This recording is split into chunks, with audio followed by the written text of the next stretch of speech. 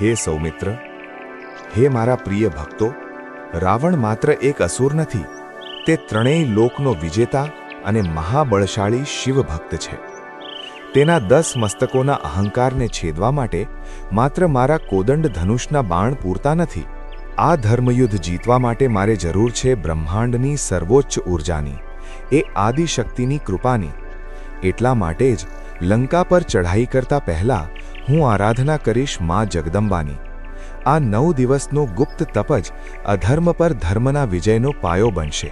સાંભળ્યું તમે?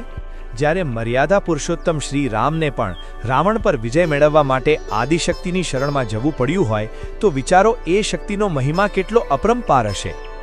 મિત્રો, આજથી શરૂ થતી ચૈત્ર નવરાત્રિ એ જ ગુપ્ત વ્રતની યાદ અપાવે છે જે ખુદ ભગવાને કર્યું હતું. જય શ્રી રામ. સ્વાગત છે તમારું મારા પ્રભુજી ચેનલ પર. આજે આપણે ખોલીશું ચૈત્ર નવરાત્રિના એવા રહસ્યો જે દેવતાઓએ પણ અસુરોથી બચવા અપનાવ્યા હતા. વાત માત્ર રામાયણ કાળની નથી.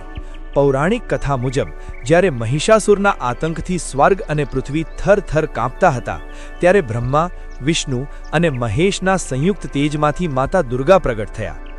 ચૈત્ર નવરાત્રિના આ 9 દિવસો એ જ સંઘર્ષ અને વિજયની યાદ અપાવે છે. આ કથામાં રાજા સુરથ અને વૈશ્ય સમાધિનો પણ ઉલ્લેખ છે, જેમણે પોતાનું સર્વસ્વ ગુમાવ્યા પછી મેધા ઋષિના કહેવાથી માતાની શરણમાં ગયા હતા અને વ્રત દ્વારા પોતાનું રાજ્ય અને માન સન્માન પાછું મેળવ્યું હતું. આ નવરાત્રિ આપણને શીખવે છે કે ગમે તેટલી મોટી મુશ્કેલી હોય, પણ જો મનમાં શક્તિ પ્રત્યે અતૂટ શ્રદ્ધા હોય તો અશક્ય કામ પણ શક્ય બની જાય છે.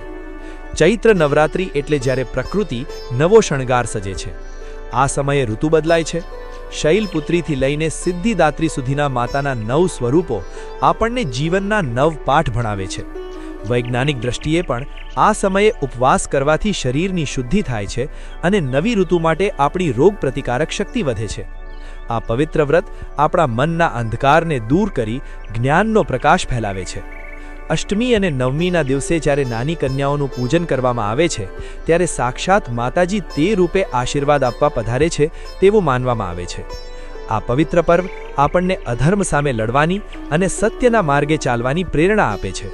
જો તમે પણ આ નવરાત્રિમાં માતાજીની કૃપા મેળવવા માંગતા હો તો હૃદયમાં સાચી ભક્તિ રાખીને આ કથાનો મહિમા અન્ય સુધી પહોંચાડજો. મિત્રો, આશા છે કે ચૈત્ર નવરાત્રિની આ પૌરાણિક ગાથા તમને ગમી હશે. જો આ માહિતી તમને સ્પર્શી ગઈ હોય તો કોમેન્ટમાં જય શ્રી રામ અને જય માતાજી જરૂર લખજો.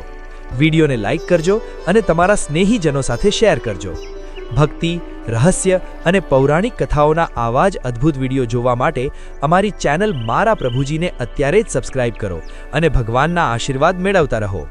માતા રાણી આપ સૌનું મંગળ કરે. જય માતાજી.